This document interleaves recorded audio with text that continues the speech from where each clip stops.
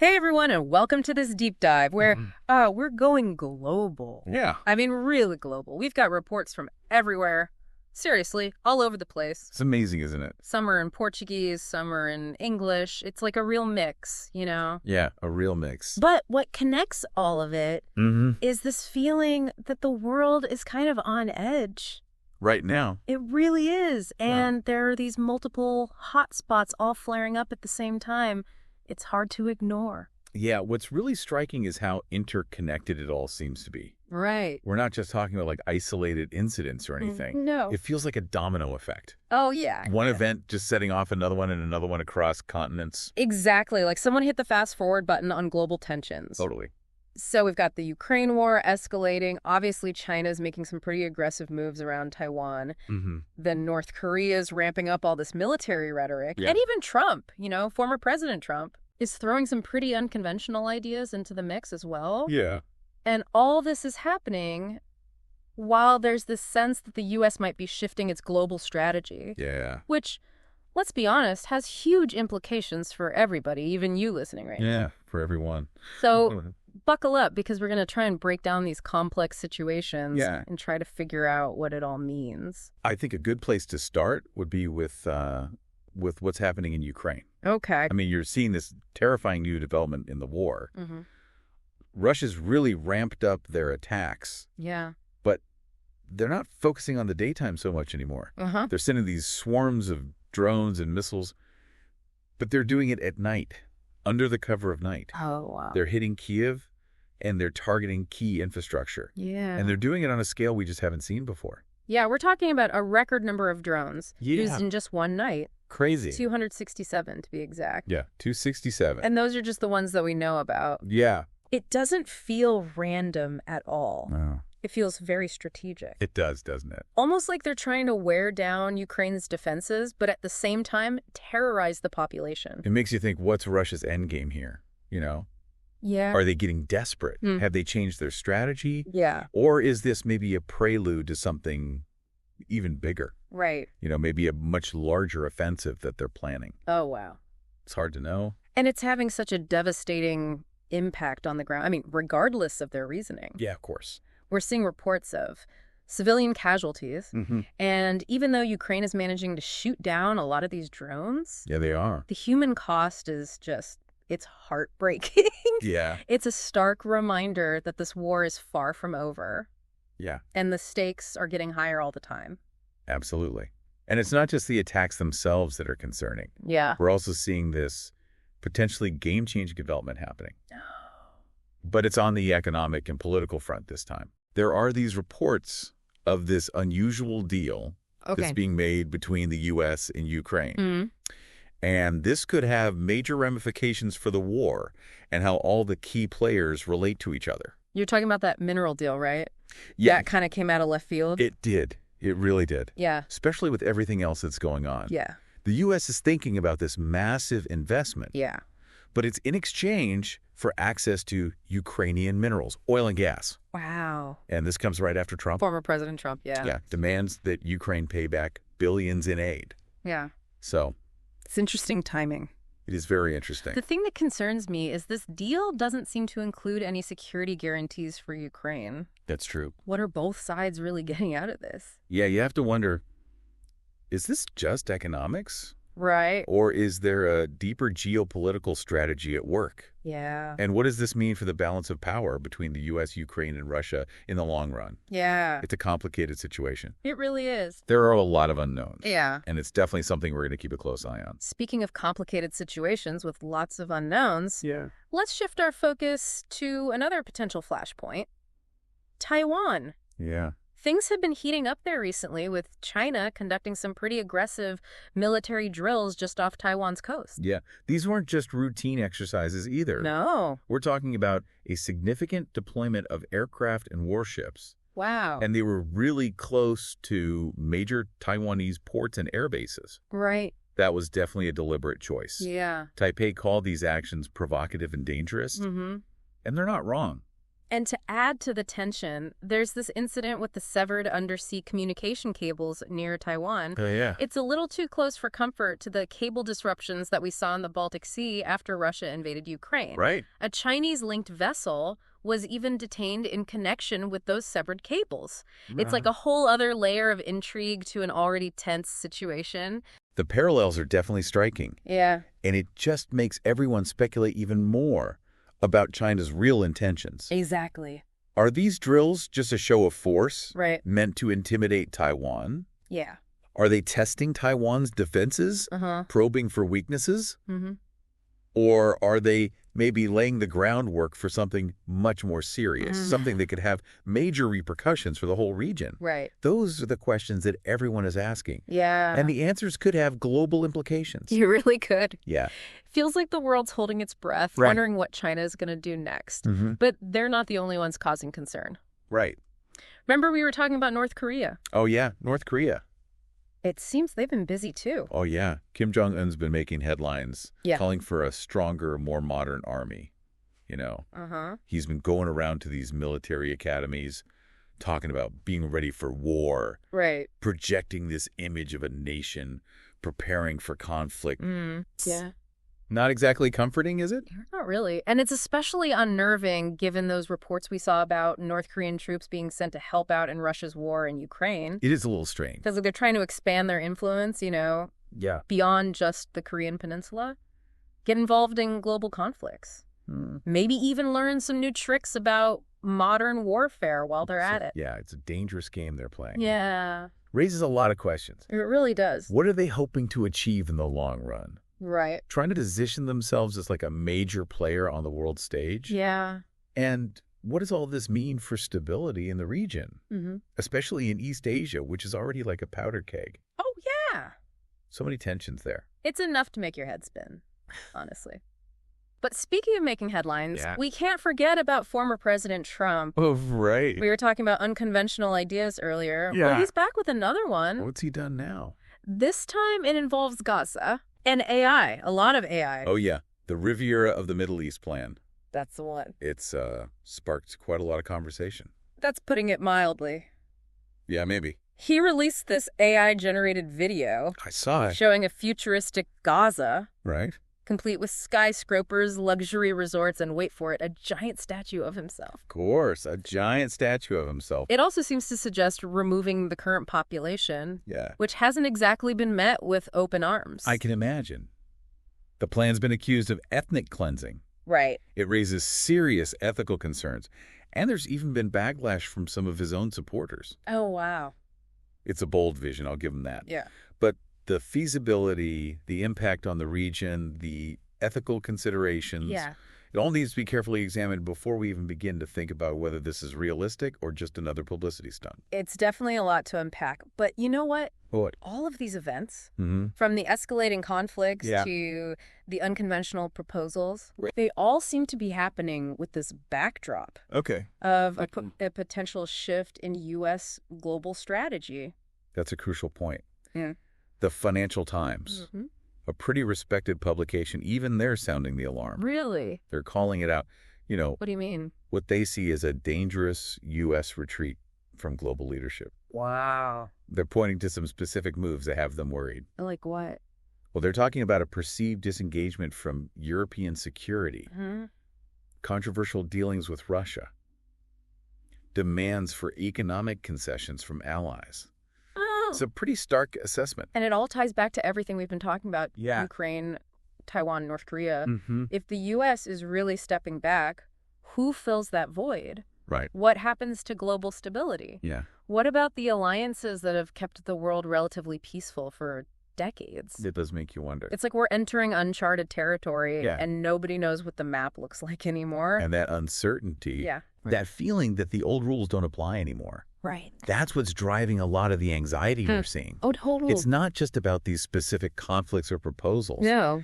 It's about this fundamental shift in the balance of power globally. Yeah. And the potential consequences are huge. It can feel overwhelming, to be honest. Oh, for sure. But we can't let ourselves get paralyzed by fear or uncertainty. But We have to understand what's happening Yeah. why it's happening, and what it means for all of us. Right. Our families, our future. Yeah. That's why we're doing this deep dive. Exactly. To try and shed some light on these complex issues.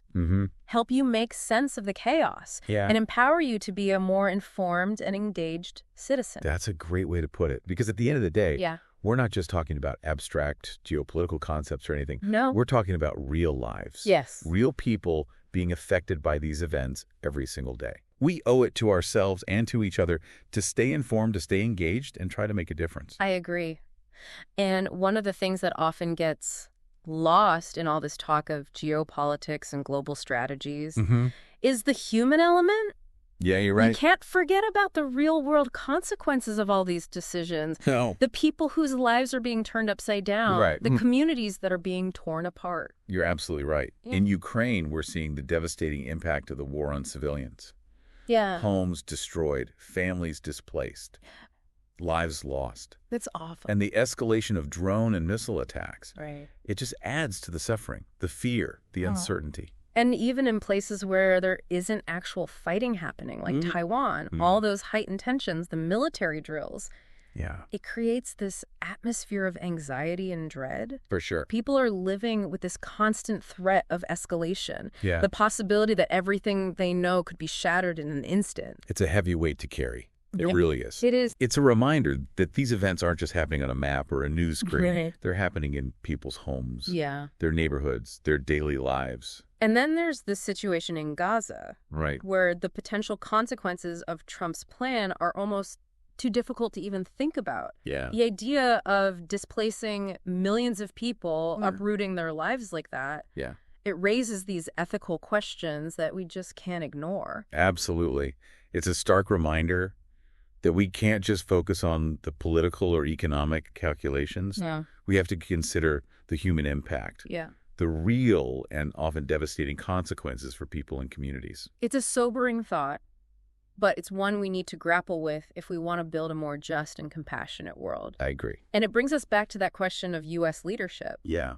or maybe the lack of it. If the U.S. steps back, who steps up to protect the vulnerable? Right. Who upholds human rights? Yeah. Who makes sure that the voices of those who are voiceless are heard? That's the million-dollar question, isn't it? It is. It really is. And it's a question without an easy answer. Yeah. We might see a more multipolar world Mm-hmm. where regional powers become more assertive, Right. but will they prioritize human rights, humanitarian concerns, or will they just act in their own self-interest, Right. maybe even at the expense of those who are most vulnerable?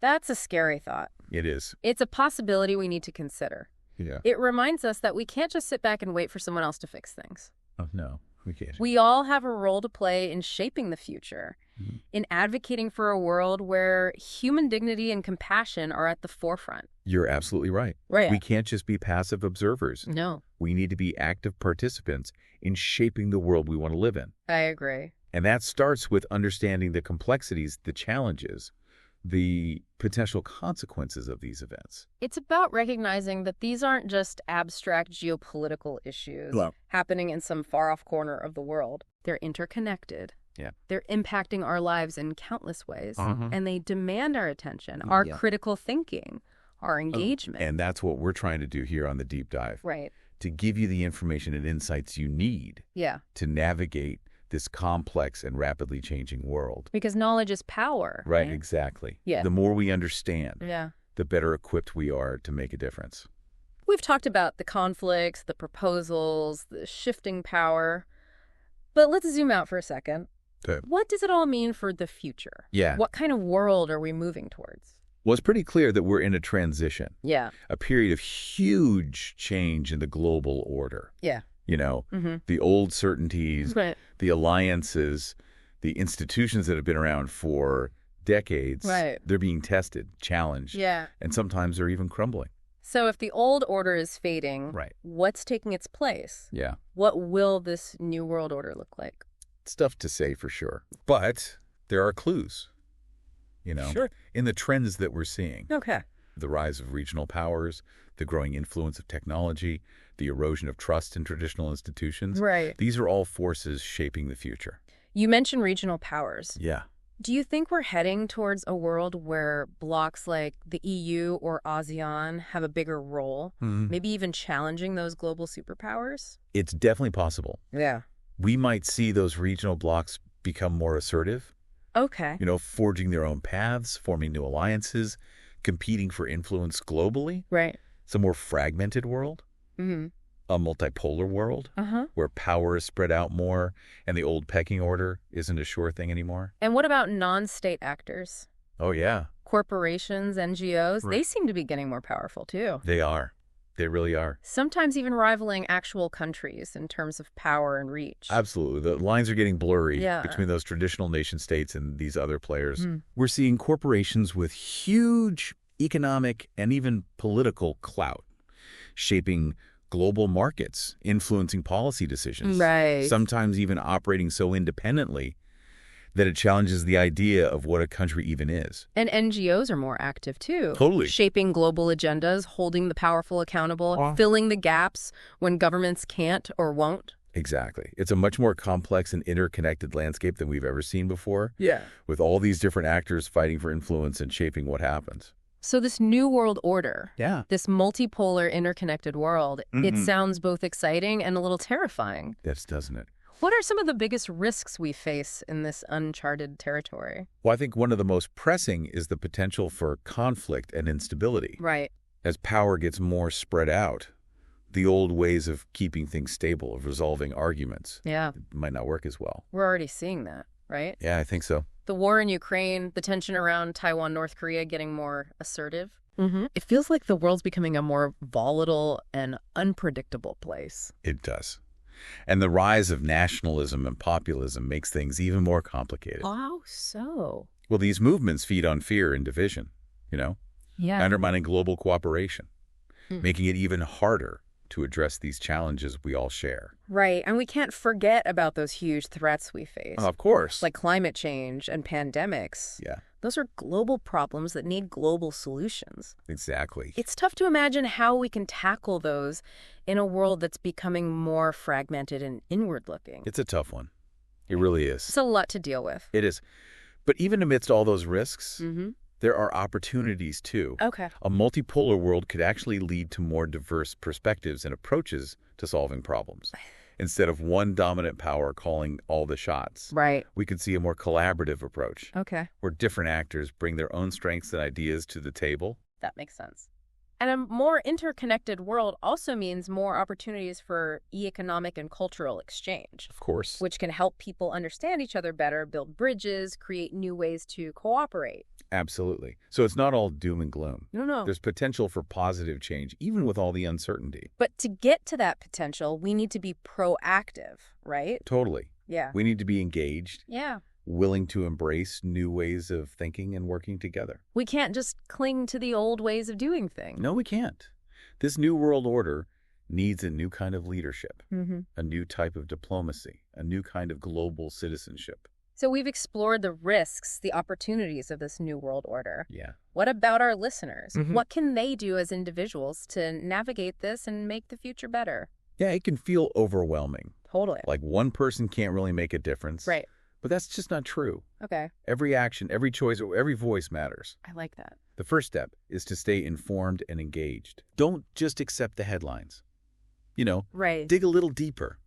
Find different perspectives. Yeah. Challenge your own assumptions. Be a critical thinker. Exactly. Yeah. Not just passively taking in information. And it's about doing more than just staying informed, right? Yeah. It's about taking action. Absolutely. Yeah. Support organizations that are trying to address these global challenges. Advocate for policies that promote peace and cooperation. Okay. And use your voice to speak out against injustice wherever you see it. That's powerful. Get involved in your community. Yeah. Talk to people. Yeah. Don't be afraid to make your voice heard. It's about recognizing that we're not just along for the ride. No, we're not. We're active participants. We have the power to shape things. Exactly. And remember, even small actions can make a difference. I hope so. The choices we make every day, the things we buy, the companies we support, the causes we champion. Yeah. It all adds up to creating the world we want to live in. So be mindful, be conscious, be deliberate in the choices you make. Every decision, no matter how small, is a vote for the kind of future we want. That's a great way to put it. And that's what we try to do here on the Deep Dive. Yeah. Empower you with the knowledge, the insights, the inspiration to be active and engaged citizens in this complex and constantly changing world. Well said. And on that note of empowered action and cautious optimism, we'll wrap up this deep dive. Thanks for joining us on this journey. It's been great. And remember, stay curious, stay engaged, and never underestimate your power to make a difference. Couldn't agree more. The future is ours to create.